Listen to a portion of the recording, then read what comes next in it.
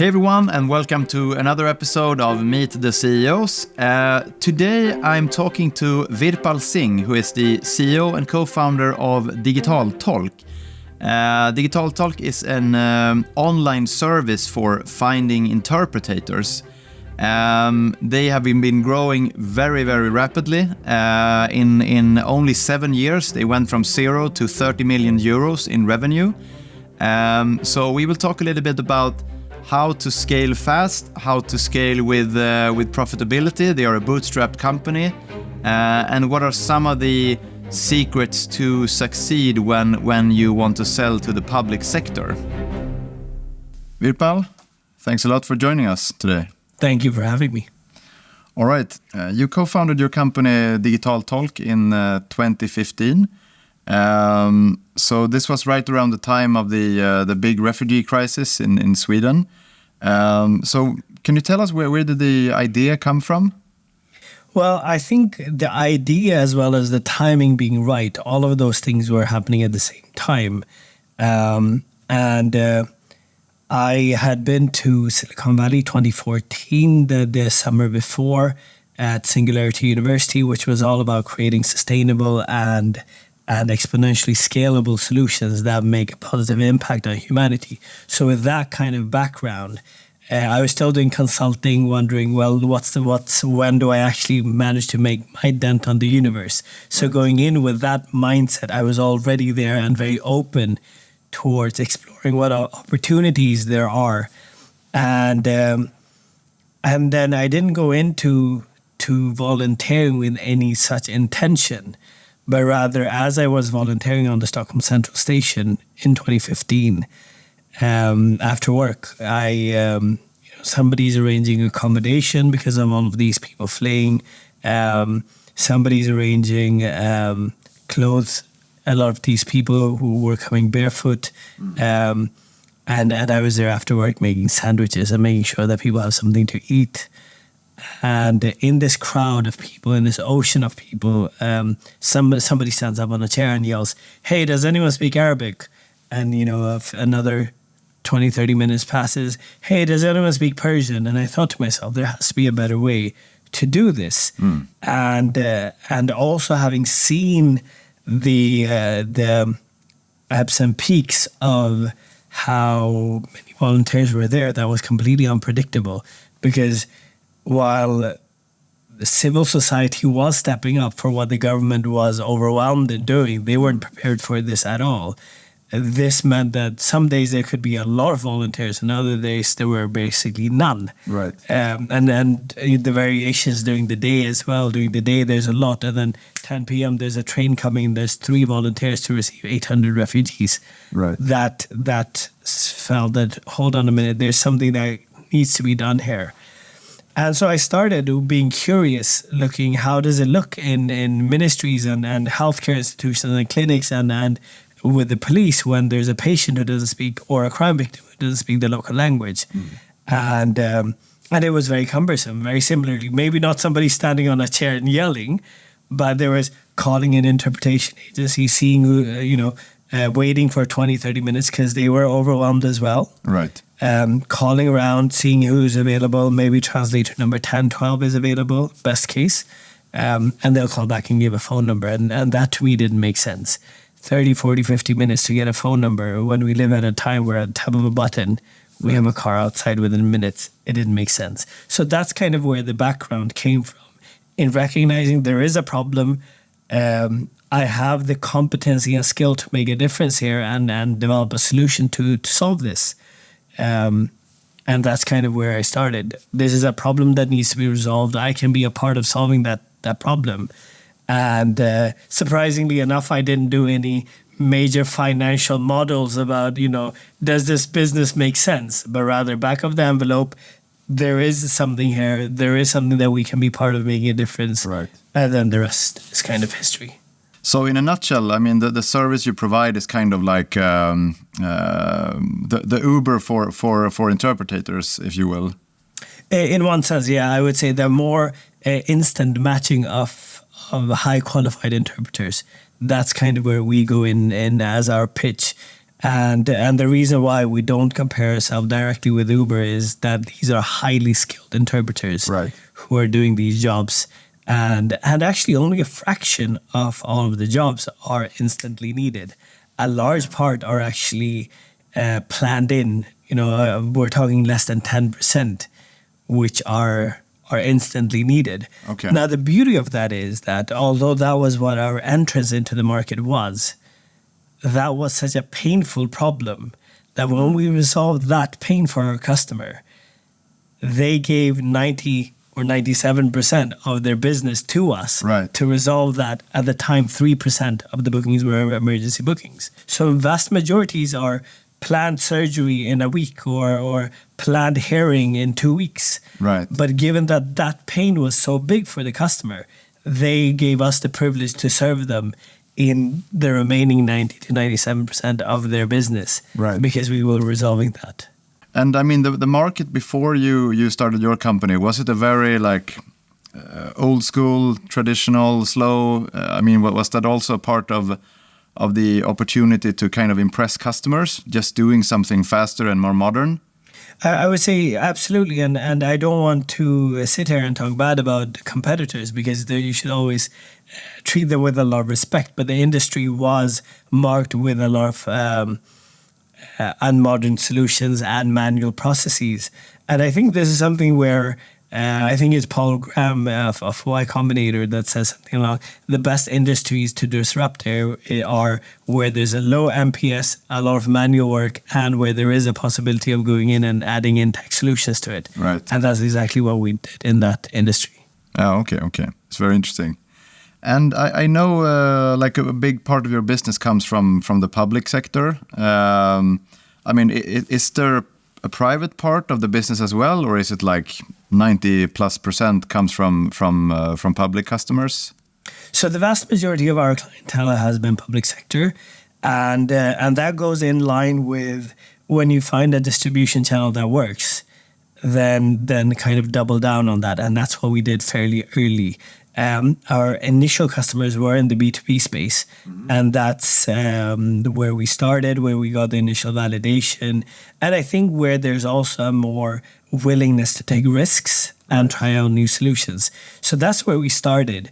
But when we saw that we could win significantly higher volume deals in the public sector, that's what we started looking more and more at.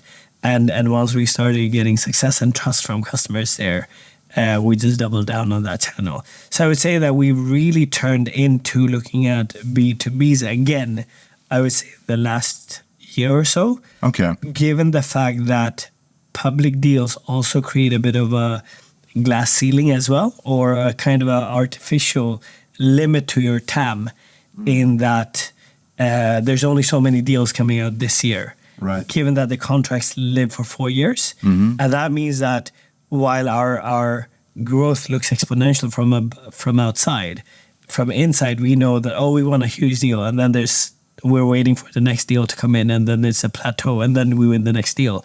So zooming out, you might see an exponential-ish curve, but actually there's a lot of jacks there. And what we see is, we can augment that with B2B sales, especially given their fairly high velocity, short sales cycles, and that's a dynamic which we're going into now more and more. So we're essentially going back to the basics. Especially for years where there's not a lot of tenders coming out. And I mean, you've had a lot of success with working with customers in the public sector. If any of the people listening is interested in kind of going into this part of the market, I mean, what would be your most important advice to succeed in working with public customers? I can't really give a universal or global kind of answer. What I can say is what we've done and what's really worked well for us. And that is that we've had I would say we stood on 3 feet.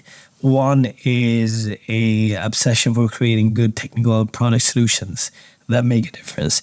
Number 2, and I really want to emphasize that, because what enterprise customers are used to are subpar old enterprise solutions, and whatever that means. There's no beautiful UX, easy to use.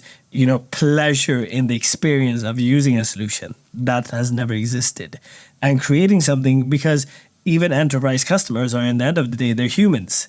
Right. They're used to using the Ubers, the Airbnbs, and the beautiful UX. Why do we serve them with subpar interfaces when we can actually give them the same beautiful experience, the solutions, the automation, and things like that consumers should. So I would say number one, product and solution has served us very well. And continuing developing on that. We don't just do a stint. Now we develop this, then we kind of decommission the tech team, which is something that's very common in traditional industries. Now we've achieved this, check, thank you, we're now done with this. But and hence why we've always had an internal team from day one. And number two is an obsession about customer service and providing the best service and being there personal. Even though we have the best self-service solutions out there, when the customer calls, we will pick up within seconds. And that's something that we completely obsess about. And that's something that Leyla has really been spearheading as well. While we're both in each other's area, she's into the product and tech as well, coming in with input from customers. Her entrance has been more on customer acquisition and customer service as well, serving the customers and making sure that we give the best possible experience. And then the third thing about being consultative to customers as well, informing them where is the future going and what should you be bearing in mind. And that's a conversation that doesn't happen during the tender. That happens a year or two before the tenders. This is where the future is. These are things that you need to bear in mind when you go into the tender. And obviously our customers are talking to all providers and getting input from everyone. Right. And we just make sure that the things that we talk about are things that are in the best interest of our customers, things that they will be needing. And given that they're purchasing everything from not just translators and interpreters, they're buying tomatoes and toilet papers as well. That means that we as an industry have to help the customers out in upskilling them in where is the market heading, what things will you be needing in the coming few years, because these contracts are 4 years. If they don't have that mindset going in, something we talk a lot about now is, well, AI is definitely coming. Make sure that your tender contains that you want to have a provider that can transition you to AI the day that is there, and the reliability and quality aspect is there. Fundamental that the customers are thinking about that, because if they lock themselves into a 4-year contract, who is incentivized to change that if we're making money on the traditional model? Right. By talking about these things to the customers, we're also adding a lot of pressure on ourselves.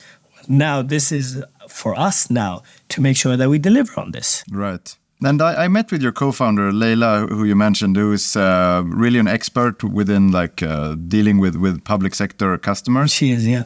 So was this kind of a strategic decision when you started? Like, I have to find someone who really knows the space, or was it more by chance, or what's the story behind that? It's actually a pretty funny story and talks a little bit about how I think a lot of startup founders in general, but definitely in particular myself, the stereotype that we have. I was probably in my late mid-20s, and my assumption is that going out finding a co-founder is going to be a dude in their late 20s, maybe early 30s. And so when I text my mentor and asked him, hey, do you have anyone in business development and sales that you could recommend? I've got a solution. He already knew that we had our first few customers. Who would you recommend? And he was coincidentally on Leyla's 50-year birthday party, where she was standing on a bar desk giving a speech. He took a picture of her and said, to meet Leyla. And I'm wondering, what do I do with this 50-year-old lady? Yeah. How is this compatible with what I'm looking and what we're creating? And I'm happy I went beyond what my stereotypes are and met her the next day. And very quickly we established this is something. She loved the solution, the product, that what we were doing, came from a completely other background and gave up all of the successes that she had built up so far to pivot into another industry altogether.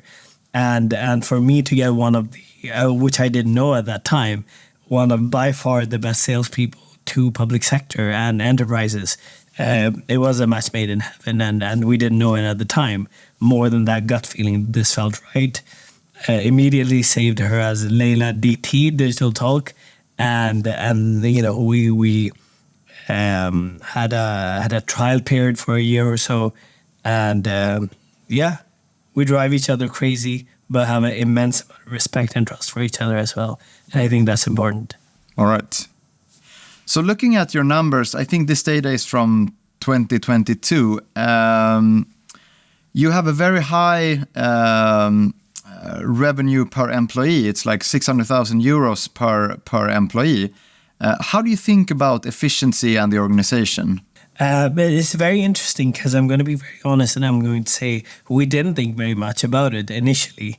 And it was more that we were aware that having a profitable growth, or rather a growth that makes sense financially rather than profitably, and having a substantial growth. These two parameters are paramount. How do we now balance them? And having built a highly efficient organization and operation, which is highly scalable, that kind of came a little bit on its own. It's not something that we strive towards having, $600,000, or was it a nice validation of, we're almost at $1 million per employee in revenues. Beautiful vanity metric. That wasn't something we were even aiming for. We were aiming for making a difference for our customers and making sure we have a model that makes sense and is scalable. And that kind of came along with it automatically. And the model is, in a nutshell, you have a vast network of, it's like freelancers that come in and does the jobs for the customers, or what's the model like? How does that work? Absolutely. So we've got a large network of interpreters and translators, or language professionals, who are out there and who we do a lot of efforts to build loyalty with, and are available on demand on customer needs. And I think the more pertinent question here becomes, how do you build that loyalty with essentially a freelance pool who could work with anyone? Right. And again, I think it comes back to creating that empathy. What are their needs? Where are they coming from? And I remember that very early in one of the customer complaints that we had, where the customer complained that the interpreter was late to a job. Mm-hmm. And I called up the interpreter and asked, why were you late to the job? And the reason why we have to do that is we can't assume going in that there was somebody's fault here, but rather going in with a curiosity to learn how can we avoid these incidents from happening in future. And the interpreter says, well, there's this huge hospital and you've got different houses and building. And if the address that I receive has the wrong building number, then obviously I'm bound to go to the wrong place. Mm. And for me, that was an explanation. Okay, the person wasn't late, actually. It was wrong when the customer input the address. The interpreter then ends it with, you guys just call us when there are complaints. Nobody's appreciating the work that we're doing and things like that. And that's a background that they came from, being treated as freelancers who nobody gives a crap about. Yeah. And that's kind of when I recognized, hold on a minute, not just was this not his fault, this is also somebody who's expressing resentment about how they've been treated. How can we bring out a change there? And a lot of things that we did from there on, when the customers are giving rating, both customers and interpreters are giving rating. Okay, well, if the customer gives a 5-star rating, we know that the customer was happy about that. All of a sudden, we have a a trumpet sound for the interpreter, acknowledgement that you've done a really good job here. And the impact that they have on clients' life is so important. And being able to recognize and showing that recognition, what do we all kind of get motivated by getting that reinforcement, right? And by giving that, I was getting tears from, calls from interpreters in their 50s with tears saying, nobody's shown appreciation for the job I'm doing. Nice. And that's a very beautiful thing to get. When you send out a push notification at 10 a.m. on their birthday with and a cake with their name on, people feel seen. Right. And it's so much more scalable than sometimes customers call us and say, hey, Khaled did a very good job. Then we would have to call Khaled and tell them if we have time. But all of a sudden we built in that scalability to create loyalty and making people feel seen. Right. And I think that's where the magic is. Right. So, I mean, I know that you didn't have like deliberate numbers in mind, but I think it's very interesting to look at, like, especially now. I mean, a couple of years ago, anybody could get a lot of venture capital. You can run your business in the red, but now everybody needs to think about effectiveness. What's your thoughts about the relationship between cost of sales, growth, how to do that in a sustainable way? I think that is something that we're exploring now a lot more, especially now that we're expanding into new markets.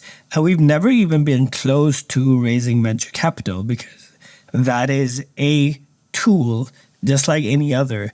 And I think our scalable model is very relevant for that. And I think it's fairly my perspective of how the financial market has turned, I think is fairly unfair to a lot of the entrepreneurs who've actually delivered on the targets. Whether it's companies that have expanded into new markets and succeeded in that, they still got their valuation slashed because they weren't profitable. Well, that was the name of the game at that time. Right. They still managed to expand and extend and build a larger client base. So I would say that as long as you have a long-term sustainable model, I don't think one should be too worried about that. And that means that if you need to go into the red during certain periods, then that's the right thing to do.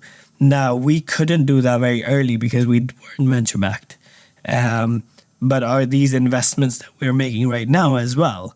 Yes, they are. And I think it's the right thing to do. And you know, when the markets are screaming, and that's exactly when you should continue doubling down on a model that you believe is working. Right. And obviously you have to bear in mind how the markets are changing, because that is also a fundamental reality that you will have to adhere to once that bag of money runs out, which it inevitably does. Exactly. So you have to be very responsible about the market is there. So you might, or I might think it's unfair.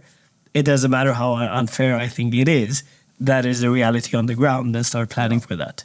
So what are kind of the long-term goal for the company, and I mean the plans of expansion going forward? We're obviously very, very excited about both expanding in our product offering. We're doubling down on AI translations, so that's super exciting. But also obviously expanding geographically as well, going into new markets. We're expanding in the UK this year, and hopefully another market in Europe this year. So if you're going to do kind of something crazy, why stop at one thing when you can do multiple? But it is about balancing that with a focus. Right. So you can't do too many crazy things, because then you'll spread yourself too thin. But today we built ourselves in a position where we built a solid trust with our customers, and our delivery model, we have beautiful playbook which is being executed on. So now it's really about venturing out and seeing what will give the biggest hedge and kind of fastest trajectory moving forward as well, because we can't cheap out and underinvest. This is the time for us to invest. And talking about acquisitions, I mean, is that something you do to like invest and just get a bigger customer base and essentially buying revenue, or is it more like buying technology or expanding the product portfolio? I would say it's both. So obviously, Easy Park is one of those examples where they've gone into new markets which are fairly locked by tenders. And I think that is a beautiful model in itself. But I would also say that in verticals which are very closely tangenting to our core business are areas which we should and are moving into as well. So both are important. Okay. If you look back at these last years of building the business, what's kind of the biggest mistake or learning from building the company? I would say underestimating the growth pains that come and the consequences of that. And so if there's one thing that I would do earlier is getting in HR and softening the values as well, because it's not just growth at every extent, at any expense. It needs to be sustainable as well, and really recognizing what you're hiring for, who you're hiring into the company. And you wrote a beautiful article about that in a newsletter a few months ago, where you said it doesn't matter how beautiful the onboarding is. If you fundamentally hired the wrong person, it doesn't matter how good your onboarding is. And I think that was a good reminder for me as well. Not that I didn't take it in that don't have good onboardings, but actually the step before, make sure that you hire the right people. Right. And I think one of the things that we did is underestimate the complexity of working in a startup. And somebody coming from a larger corporate might find it very they might find it very elegant or very strive worthy, or short decision making routes and things like that. But with that comes a lot of other things, which lack of routines, founders having their holy cows or whatever that might be, which they might not be used to. And what's rational and makes sense at a large corporate would not necessarily be rational because of funding reasons or because of somebody having a different preference. So these are things which I would say that take along, do the right hirings and make sure that you're prepared for the growth pains. And I would say those are the biggest things that I would take along. The human aspect, the people aspect does make sure breaks everything. Right. So now you have like a proper people function, or you had that. How many years did it take until you invested in those kind of roles? I would say around year 4 or 5. Okay. Yeah, so fairly late. Okay. But then again, just like you said, we were operating very lean and very efficiently, which was the right thing to do at that time. But I think I would probably bring in that significantly earlier to avoid mistakes that we were making. I mean, just for example, customer service, where we were scaling with certain customers really fast and needed to bring in a lot of people. Just because somebody can do this job doesn't mean that they want to do this job. Right.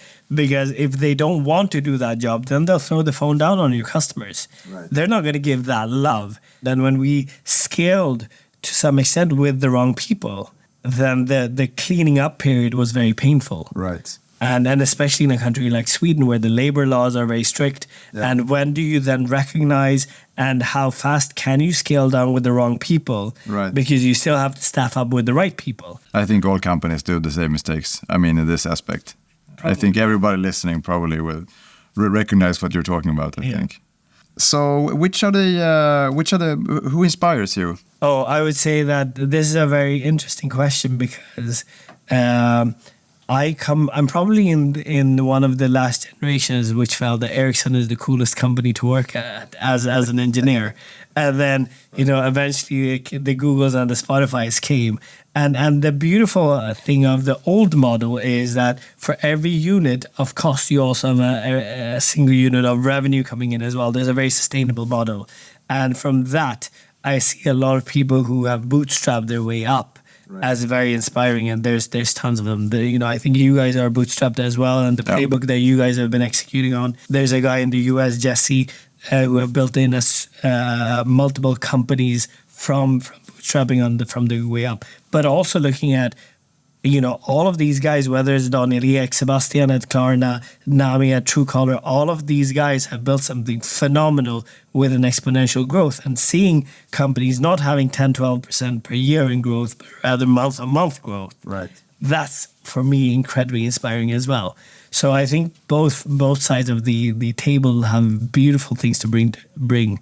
And yes, all of these names, I would say, are part of creating that. All right. So if someone would take over DigitalTolk tomorrow, what do you think would be the first thing they would change?